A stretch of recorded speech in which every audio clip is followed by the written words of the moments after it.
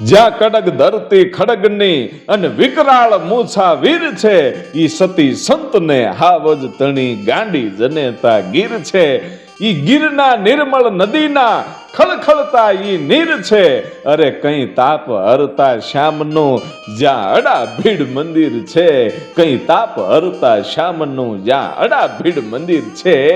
એવું તુલસી શ્યામ, અને ઈ તુલસી શ્યામની સાથે જોડાયેલા એક ઇતિહાસની આપણે વાત કરવી છે. એટલે જલપુત્ર જાલંધરના ઇતિહાસની જો વાત કરવી હોય તો પેલા ઈ જણાવી દઉં કે આપણા ભારત વર્ષમાં એક નહીં પણ બે જાલંધર થયા છે. જેનું અગ્નિમાંથી પ્રાગટ્ય થયું ઈ જાલંધર નાથ થયા, અને જેનું જળમાંથી પ્રાગટ્ય થયું ઈ જળપુત્ર જાલંધર થયા. અને જળપુત્ર જાલંધરની આપણે વાત કરવી હોય તો એનું જળમાંથી પ્રાગટ્ય કેવી રીતે થયું, ઈ શું ઘટના હતી, તો એ ઘટનાની શરૂઆત થાય છે ઇન્દ્રથી. ચક્ર નામનો જે દેવતા છે, ઈ દેવતાના પરાક્રમોથી દેવતાઓએ રાજી થઈ અને એને ઇન્દ્રાસન સોંપ્યું. ઇન્દ્રાસન સોંપ્યું એટલે એ ઇન્દ્ર બન્યા. અને ઈ ચક્ર નામનો દેવ ઇન્દ્રાસન પર બેઠા પછી સમય જતા એને એટલું બધું અભિમાન આવ્યું કે મારી પાસે જે શક્તિ છે, મારી પાસે જે વૈભવ છે, એવું કોઈની પાસે નથી. એટલે એ અભિમાન જ કર્યા કરે અને બધાય દેવતાઓને એવી જ વાત કરે કે મારી પાસે જે તાકાત છે, મારી પાસે જે શક્તિ છે, મારી પાસે જે વૈભવ છે, એવું કોઈની પાસે નથી. આવું અભિમાન જ કર્યા કરે. અને એકવાર ઘટના એવી બની કે અભિમાન કરતો કરતો આ ઇન્દ્ર છે એ ભગવાન શિવ પાસે જઈ ચડ્યો અને મીડ્યો અભિમાન કરવા.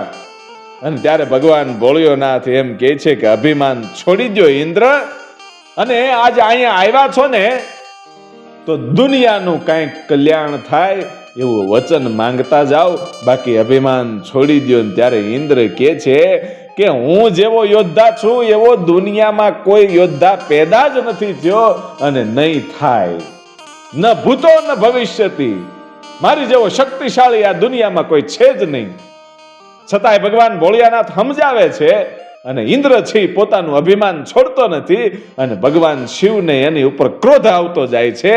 અને એટલો બધો ક્રોધ આવ્યો કે ભગવાન શિવનું મસ્તક છે એ ધીરું ધીરું ધીરું તપવા માંડ્યું અને પરસેવો માંડ્યો વળવા ભાઈઓ. ભગવાન શિવને જ્યારે પરસેવો વળ્યો અને ઈ પરસેવાને પોતાના હાથથી લૂછી અને હાથ ખંખેર્યો, ત્યારે ઈ પરસેવાના જે બિંદુઓ છે એ એમ કહેવાય છે કે ધરતી ઉપર પડ્યા. ધરતી છે ઈ આ મડી ગરમ થવા, કારણ કે આ તો શિવના પરસેવાનું ટીપું હતું, એ ધરતીથી સહન ન થયું ભાઈઓ. અને ધરતી ગડગડાટ દોટ મૂકી અને ભગવાન શિવના ચરણે આવીને ત્રાહિમામ ત્રાહિમામ મંડી કરવાનું કીધું, પ્રભુ તમે બનાવેલા જીવ જ પૃથ્વી ઉપર રહે છે અને એનો જ વિનાશ થઈ જાહે, એટલે આ તમારા પરસેવાના ટીપાનું કંઈક કરો, મારાથી આ સહન નથી થતું. અને ભગવાન ભોળિયાનાથ છે એ ઇન્દ્રને એક બાજુ છોડી અને એ ધરતીની સાથે જ્યાં આ પરસેવાના ટીપા પડ્યા હતા એને પોતાના હાથમાં લઈ અને સમુદ્રમાં ફેંક્યા. અને સમુદ્રની અંદર સમુદ્રના પેટાળમાં એ પરસેવાના ટીપા ગયા અને એનું એમ કહેવાય છે કે એક બાળક બન્યું.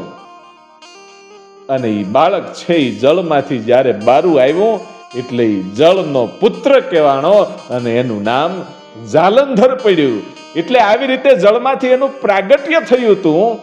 અને એક કથા એવી છે કે જળમાંથી પ્રાગટ્ય થયું અને એ બાળક છે એ આજનું જે દીવ છે ત્યાં એ વખતે માત્ર એક દ્વીપ હતું અને દ્વીપ ઉપર જઈ અને એ મોટો થયો અને ત્યાં પોતાના રાજ્યની સ્થાપના કરી.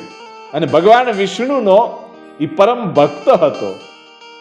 અને એક કથા એવી છે કે ભગવાન શિવનું ઈ જે પાણીમાં પરસેવાના ટીપાના ઘા કર્યા એટલે એમાંથી તરત જ એનો જન્મ થયો, પણ એક યોદ્ધા તરીકે જન્મ થયો, નાનું બાળક નહીં. એટલે બે અલગ અલગ કહાની છે. આમાંથી કઈ સાચી ને કઈ ખોટી હજી જાણવા મળ્યું નથી.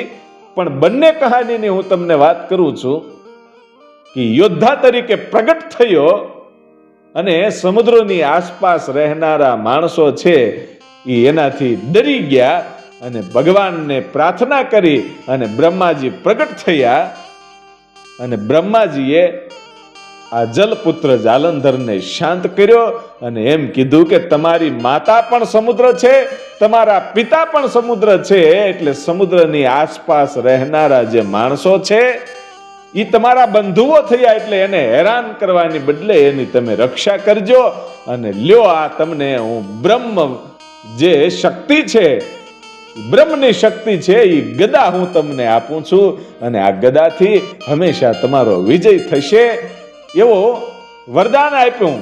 અને પછી એમ કે છે કે હવે અહીંથી તમે મથુરા જાઓ અને મથુરાના રાજા કૌચક રાજા છે એ એની પોતાની દીકરી જે વૃંદા છે ને એના લગ્ન તમારી સાથે કરાવશે, એવી વાત થઈ. અને બીજી એક વાત એવી પણ આવે છે કે આ જે દીવનું દ્વીપ છે એની ઉપર મોટો થાય છે જલપુત્ર જાલંધર અને પછી કાલનેમી જે છે, કાલનેમી દાનવના દીકરી એ વૃંદા છે અને એની સાથે આ જલપુત્ર જાલંધરના લગ્ન થાય છે. એક કહાની એવી છે. અને એક કહાની એવી પણ છે કે બ્રહ્માજીએ કીધું કે તમે મથુરામાં જાઓ, ત્યાંના કૌચક રાજા છે એની દીકરી વૃંદા છે એને ઈ તમારી હારે એને પરણાવશે. અને જ્યારે જલપુત્ર જાલંધર પ્રશ્ન પૂછે છે કે એવા તો હજારો રાજા હોય, કોઈ પણ વ્યક્તિ મને દીકરી દઈ શકે, કોણ મને ના પાડે, હું તો શક્તિશાળી છું. ત્યારે બ્રહ્માજીએ કીધું કે તમારા માટે સારામાં સારી કોઈ દીકરી હોય, તમારે લાયક હોય તો એ વૃંદા છે, કારણ કે એ પતિવ્રતા ધર્મનું પાલન કરશે અને એ પોતે સતી સ્ત્રી છે, ચરિત્રવાન છે, એટલે તમારે એની સાથે જ લગ્ન કરવા જોઈએ. કે કાંઈ વાંધો નહીં. અને ઈ જે વૃંદા છે ઈ વૃંદાએ ભગવાન પાસે એવું વરદાન પણ માંગેલું કે મારો જે ચૂડી ચાંદલો છે એ અમર રહે. એટલે ભગવાને એવું કીધેલું કે જ્યાં સુધી તારું ચરિત્ર પવિત્ર હશે, તું કોઈ પર પુરુષ સાથે ભોગવિલાસ નહીં કરે, ત્યાં સુધી તારો ચૂડી ચાંદલો છે એ અખંડ રહેશે. આવું કંઈક વરદાન આપેલું.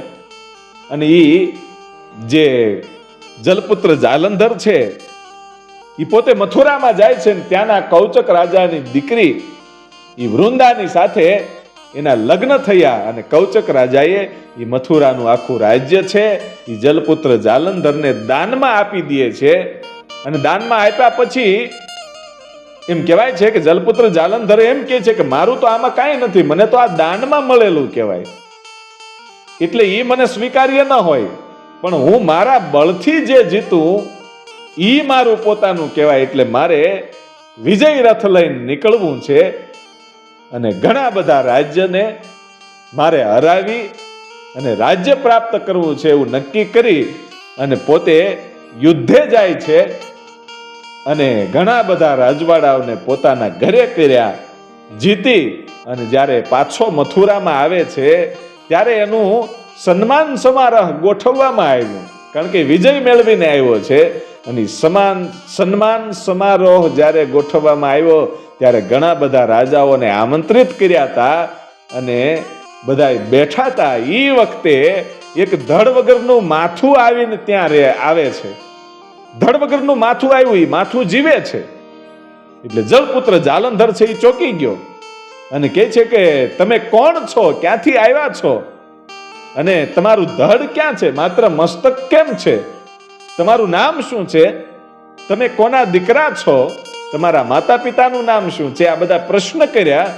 અને ત્યારે એ ધડ વગરનું જે માથું છે એમ કહે છે કે મારી માતાનું નામ સિંહિકા છે અને મારા પિતાનું નામ વિપ્રચિત છે. એ વિપ્રચિતનો હું દીકરો છું અને મારું નામ ધ્રુવ છે, અને મારું શરીર છે, મારું ધડ છે, એ મારા મસ્તકથી અલગ છે. કે અલગ હોવાનું કારણ શું? કે ઈ હું તમને અહીંયા વાત કરવા માટે આવ્યો છું, એટલે તમને ખબર પડી જશે કે મારું ધડ અલગ કેમ છે, મસ્તક અલગ કેમ છે. કે તમે ઈ વાત કરવા માટે અહીંયા આવ્યા છો કે હા, એક વાત તમારા દુઃખની છે ને એક વાત છે ઈ મારા દુઃખની છે. જલપુત્ર જાલંધર કહે છે કે મારા દુઃખની પણ વાત છે કે હા, કે પેલા મારા દુઃખની વાત સંભળાવો ને પછી તમારા દુઃખની સંભળાવો. ત્યારે ધ્રુવ છે એટલું કે છે કે તમારા પિતા સમુદ્ર છે, અને એ સમુદ્ર દેવને છેતરી અને હેરાન કરી અને દેવતાઓ છે એ 14 રત્નો લઈ ગયા છે. અને તમારા પિતા સમુદ્ર એવું કહેતા હતા કે મારો પુત્ર જલપુત્ર જાલંધર ઈ જો 14 રત્નોને પાછા લાવી દે ને તો મને સંતોષ થાય, અને તો જ એ હાચો યોદ્ધા, તો જ હાચો મર્દ કહેવાય. એટલે તમારા બાપની ઈચ્છા તમારે પૂર્ણ કરવી પડે, અને એ 14 રત્નો છે એને તમારે પાછા આપવા પડે. આ દેવતાઓ પાસેથી છીનવી અને તમારે તમારા હકનું છે એ તમારા બાપને પાછું આપવું જોઈએ. એ તમારા માટે દુઃખની વાત છે કે તમે હજી એને પાછું આપી નથી શક્યા. અને મારા દુઃખની વાત એ છે કે મારે દેવતાઓ સાથે બદલો લેવો છે. એટલે આપણા બંનેના દુશ્મન એક જ છે, દેવતાઓ. કે વાત સાચી છે, પણ તમારું દુઃખ શું છે? કે મારું દુઃખ એ છે કે જ્યારે સમુદ્ર મંથન થયું અને એમાંથી 14 રત્નો નીકળ્યા, અમૃત નીકળ્યું, અને દેવો અને દાનવોને ભગવાન વિષ્ણુ છે એ મોહિની રૂપ લઈ અને જ્યારે અમૃત વેચવા માટે નીકળ્યા, ત્યારે એક જ અમૃતના પાત્રની અંદરથી અમૃત જે હતું એ દેવતાઓને ભગવાન વિષ્ણુ આપતા હતા, અને જે મદિરા હતો એ દાનવોને આપતા હતા. એ મને ખબર પડી ગઈ, એટલે હું દેવતાનું રૂપ લઈ, ધ્રુવ કહે છે કે દેવતાનું રૂપ લઈ અને ભગવાન સૂર્યનારાયણ અને ચંદ્રની વચ્ચે ઊભો રહી ગયો, અને મને અમૃત આપ્યું, હું અમૃતને પી ગયો. એ વખતે ભગવાન વિષ્ણુને ખબર પડી ગઈ, એટલે એને સુદર્શન ચક્રથી મારું ધડથી મસ્તક અલગ કરી નાખ્યું. એટલે મારું ધડ પણ જીવે છે અને આ મારું મસ્તક પણ જીવે છે. ઈ ધડનું નામ કેતુ છે ને મારું નામ ધૂમ છે. ઈ ધ્રુવ અને કેતુ ઈ બંને અલગ અલગ થઈ ગયા છે, એટલે મારે દેવતાઓ સાથે બદલો લેવો છે. અને ત્યારે જલપુત્ર જાલંધર કહે છે કે તમારો બદલો પણ લેવાઈ જાય છે, અને મારા બાપને છેતરીને જે 14 રત્નો લઈ ગયા છે એ પણ હું પાછા લાવી દઈશ. એમ કહી અને દેવતાઓની સાથે યુદ્ધ કરવા માટે જ્યારે જલપુત્ર જાલંધર છે એ તૈયાર થયો, અને ત્યારે એમની પત્ની જે વૃંદા છે એમ કહે છે કે દેવતાઓએ કોઈને ફાવવા દીધા જ નથી, એટલે તમારે એની હારે યુદ્ધ કરવાની જરૂર નથી. અને ત્યારે આને તો એટલું બધું અભિમાન આવ્યું કે હું તો તાકાતવાન છું અને બ્રહ્મદેવના મારી ઉપર આશીર્વાદ છે, એટલે મારું કોઈ રૂવાડું પણ ખાંડું ન કરી શકે, અને હવે યુદ્ધ કરવા તો જાવું જ છે. એમ કે હા, અને યુદ્ધ કરવા માટે જાય છે ભાઈ. અને દેવતાઓ છે એ બધા ભાગી જાય છે. એટલો આને હાહાકાર મચાવી દીધો, અને એવો હાહાકાર મચાવી અને નક્કી કર્યું કે અત્યારે પાછો વયો જાઉં. દેવતાઓ જ્યારે પાછા એના રાજમાં આવે એટલે પાછા એને હેરાન કરવા છે, એટલે એ વિજય થઈને પાછો વયો આવ્યો. અને દેવતાઓ છે એ ભગવાન શિવને પ્રાર્થના કરે છે ભાઈ કે આ જાલપુત્ર જાલંધરથી બચાવો. અને તેથી ભગવાન શિવે કીધું તું કે આ ઇન્દ્રને હું કહેતો તો કે તું અભિમાન કરવાનું રહેવા દે, એનું પરિણામ નબળું આવશે, અને એના પરિણામને લીધે જ આ જલપુત્ર જાલંધરનું પ્રાગટ્ય થયું છે, અને એ જ અત્યારે તમને હેરાન કરે છે કે હવે આનો વિનાશ કરો ગમે એ રીતે. ભગવાન ભોળિયાનાથને દેવતાઓ પ્રાર્થના કરે છે, અને ત્યારે ભગવાન ભોળિયાનાથે કીધું કે એનો વિનાશ એમ ન થાય, કે એની પત્ની જે વૃંદા છે એને ભગવાનના આશીર્વાદ છે, ભગવાન નારાયણના, કે જ્યાં સુધી પોતે ચરિત્રહીન ન થાય, પર પુરુષની સાથે સંબંધ ન જોડે, ત્યાં સુધી એના પતિનું મૃત્યુ ન થાય, ત્યાં સુધી એનો ચૂડી ચાંદલો છે એ અખંડ રહેવાનો છે. એટલે પેલા તો વૃંદાને ચરિત્રહીન કરવી પડે. અને આખો એમ કહેવાય છે કે એક યોજના બનાવી અને નારદજીને આ યોજનાની શરૂઆત કરવા માટે કામ સોંપવામાં આવ્યું.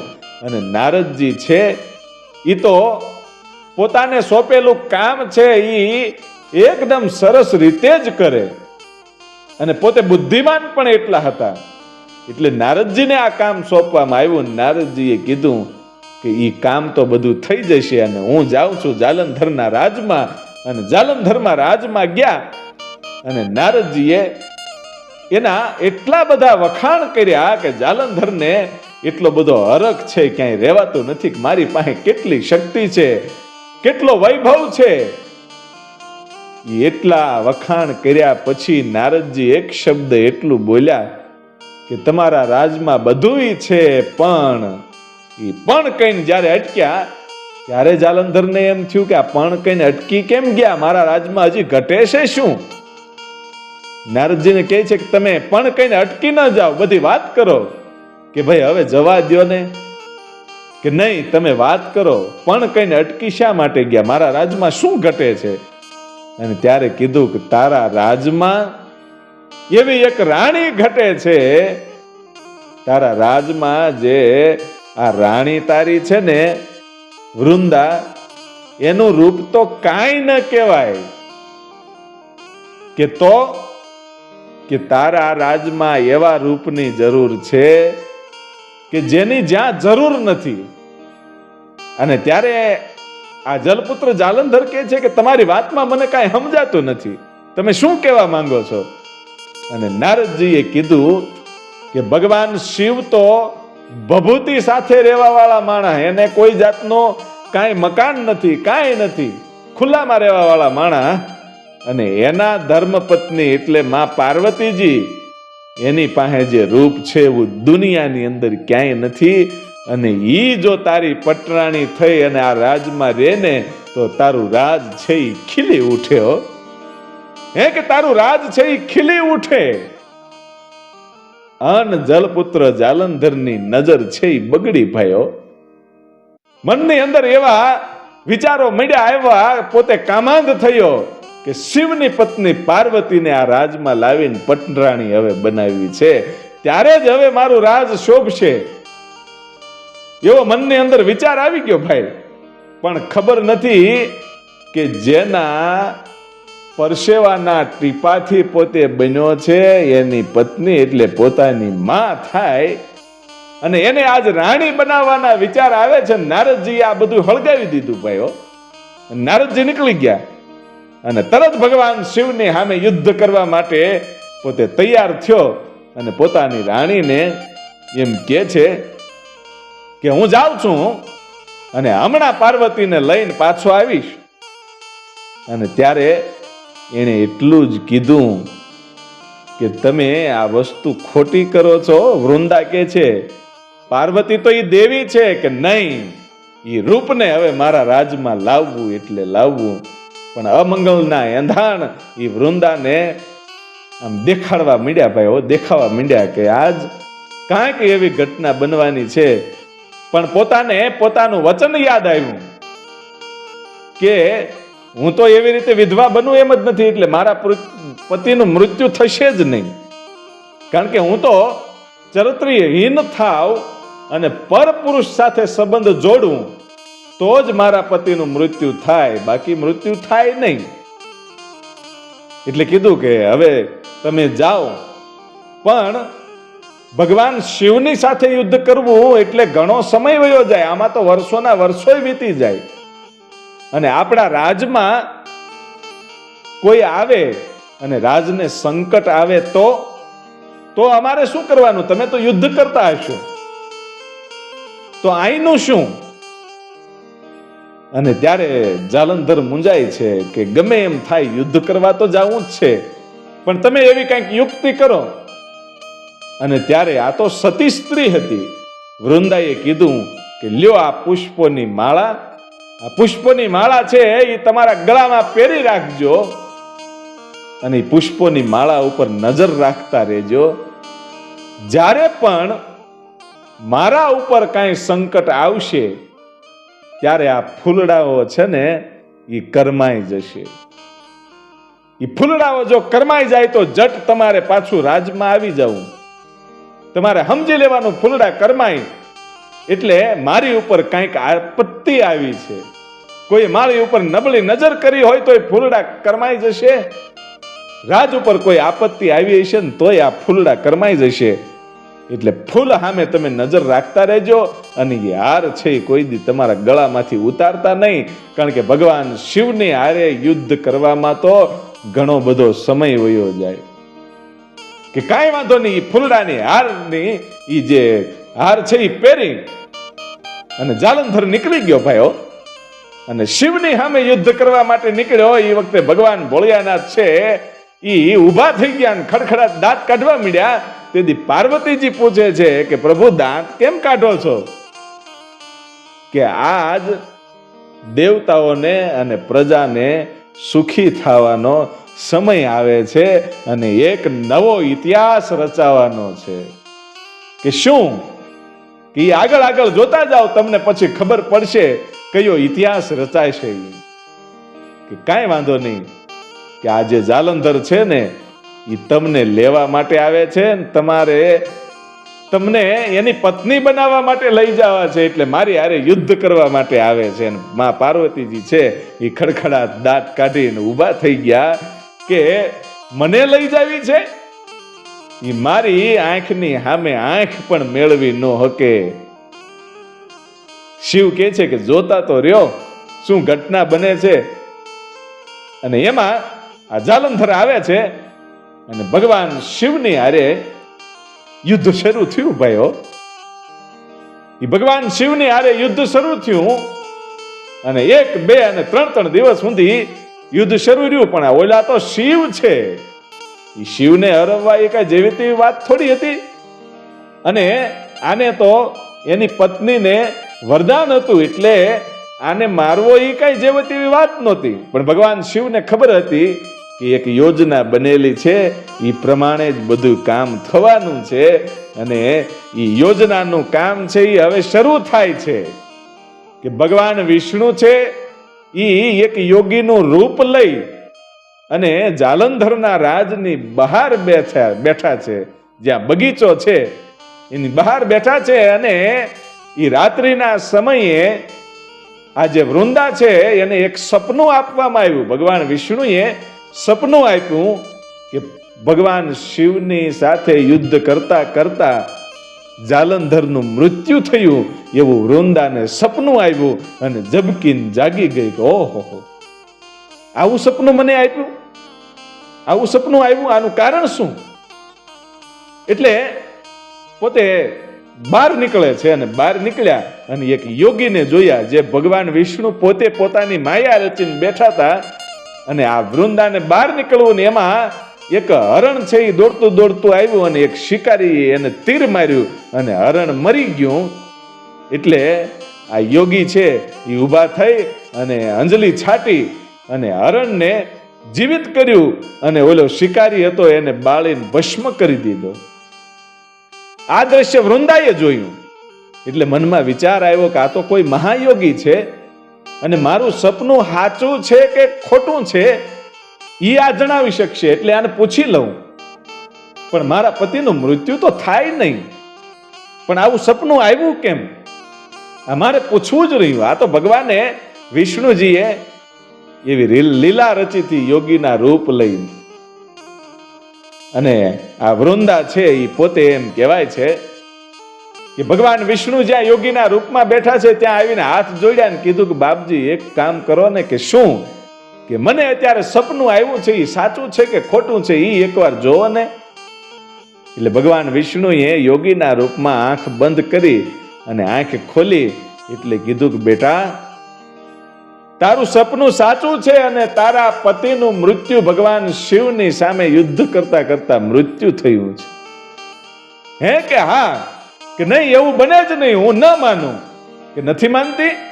કે નહીં તો તારા પતિના શરીરના અવયવોને હમણાં હેઠા ઉતારું, એટલે તું ઓળખી લેજે, એટલે તને વિશ્વાસ આવી જાય કે તારા પતિનું મૃત્યુ થયું છે. એમ કરી અને બે હાથ છે એ માયાથી રચ્યા.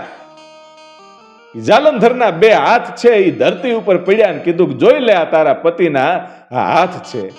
એ ભગવાને માયા દ્વારા હાથ રચેલા હતા અને બે હાથ જોયા અને કહે છે કે મને તો આ માયા દ્વારા કંઈક બનેલું હોય એવું લાગે છે. વૃંદાઈ જેવી તેવી નહોતી, તો સતી હતી. હું એમ ન માનું કે આ મારા પતિના જ હાથ હોય. એટલે બંને પગ ઉતાર્યા અને પગ ઉપરથી જોયા, ઉપરથી એવું લાગતું હતું કે આ કદાચ મારો પતિ જ હશે, પણ વિશ્વાસ આવતો નથી. એટલે એ યોગીએ એનું ધડ અને મસ્તક પણ ઉતાર્યું અને સંપૂર્ણપણે એમ કહેવાય છે કે આ પોતાનો પતિ જાલંધર છે એ મૃત્યુ પામ્યો છે એ નક્કી થઈ ગયું અને મડી માથા પછાડવા અને એ યોગીને કહે છે કે હવે મને એવો કંઈક મંત્ર આપો કે હું મારા પતિની પાછળ સતી થઈ શકું અને મારા અંગૂઠેથી આગ લાગે. હવે આ શરીરને મારે ઉપાડી અને ચિતા ખડકીને એમાં બેહી જવું છે એવો વિચાર કરી અને પોતાના પતિને ઊંચકવા જાય છે. અવયવો ઊંચકે છે પણ ઉપાડી શકતી નથી. એક પણ અવયવ છે શરીરનું એ ત્યાંથી હલતું નથી, કારણ કે આ તો બધી ભગવાનની માયા હતી. આખી યોજના રચી હતી જાલંધરને મારવા માટે થઈ અને એવી યોજના એ રચેલી અને શરીર ઉપડ્યું નહીં, એક પણ અવયવ ઉપડ્યું નહીં. એટલે એ સાધુ એમ કહે છે કે બેટા તારે સતી થવું છે ને?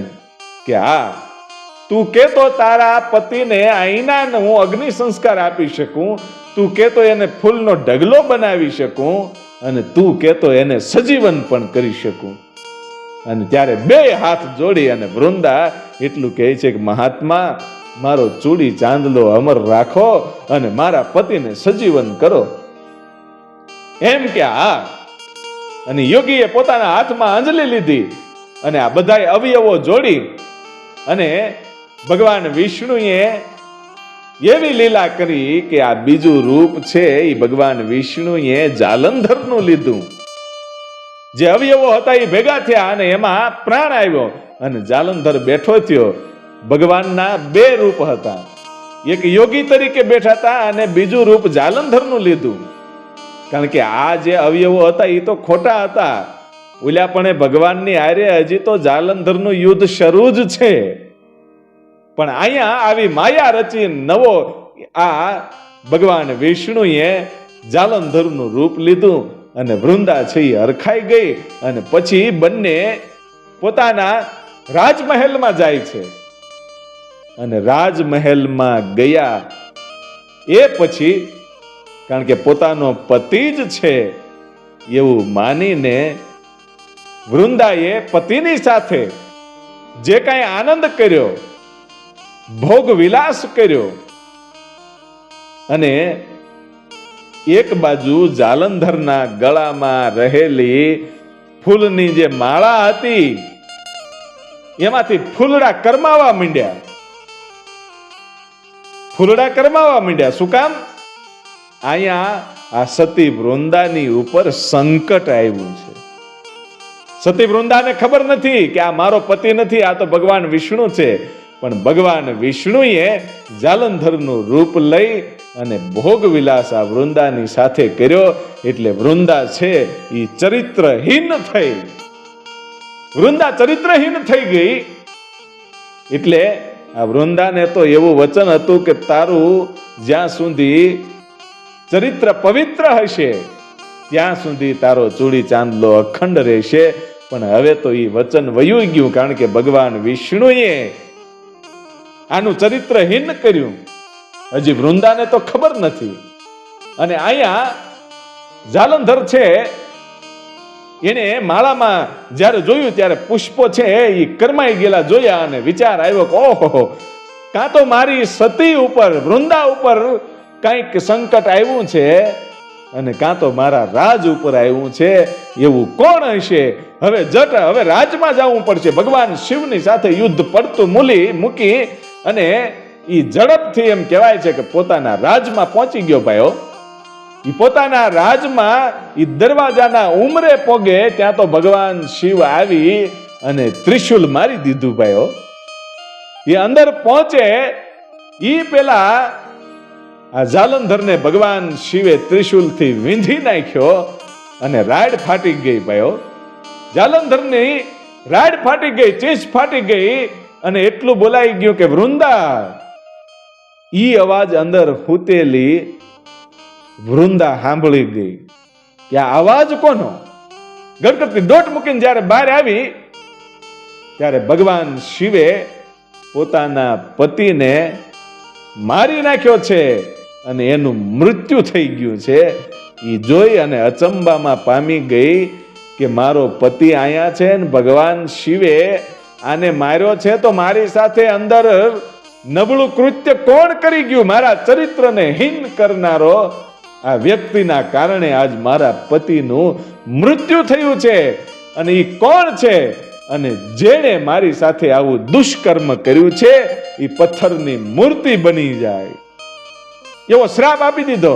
અને એ વખતે ભગવાન વિષ્ણુ પોતે પ્રગટ થયા અને કીધું કે વૃંદા, તારા શ્રાપને હું શિરોધાર્ય કરું છું. હું તો ભગવાન છું, હું ધારું તો તારા શ્રાપને ઠોકરાવી પણ શકું, પણ તારો શ્રાપ ફોગટ ન જાય અને તારા શ્રાપમાં પણ લોકો માટે એક ઇતિહાસ રચાવાનો છે. એટલે હું કાળા રંગની શ્યામ મૂર્તિ તરીકે પથ્થર બની જઈશ અને એક અરણ્યની અંદર હું હસ્યું.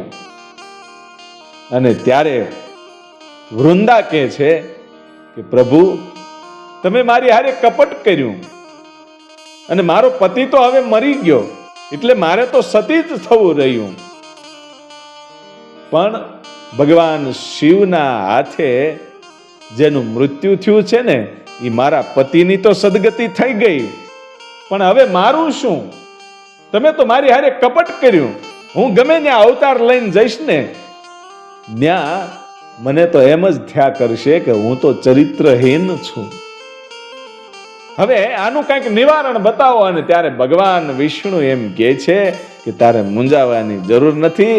હું જ્યારે શ્યામ મૂર્તિ તરીકે એ અરણ્યમાં હશું, એ જ અરણ્યમાં તું તુલસીના છોડ તરીકે ઉગીશ અને તારે ચરિત્રહીન રહેવાની જરૂર નથી.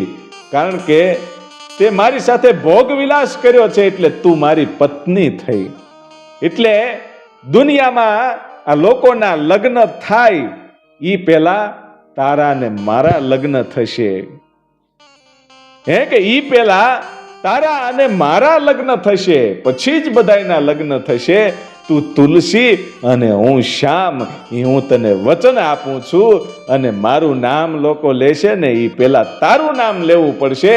તુલસી શ્યામ તરીકે આ જગ્યા ઓળખીતી થશે અને દર વર્ષે તુલસીના અને શ્યામના લગ્ન થશે. એ હું તને વરદાન આપું છું. તારે બીજે ક્યાંય અવતાર લઈ અને પરણમાં નહીં જવું પડે. આ બધો આખો ઇતિહાસ હતો તુલસી શ્યામની સાથે જોડાણેલો. અને તુલસી શ્યામમાં ગરમ પાણીના કુંડ છે. ઈ શાના કારણે છે? અને માં રૂક્ષ્મણીજી ડુંગર ઉપર હાથમાં લોટનો લાડવો લઈને ઊભા છે. એનું કારણ શું છે? એનો આખો ઇતિહાસ આપણી ચેનલમાં છે, તો આપ જરૂરથી જોજો. અને આ હતો જળપુત્ર જાલંધરનો ઇતિહાસ. અને હવે પછી મળીએ છીએ આપણે કંઈક આવા જ રહસ્યમય ઇતિહાસ સાથે. ત્યાં સુધી આપને અને આપના પરિવારને જય માતાજી, જય જોગમાયા.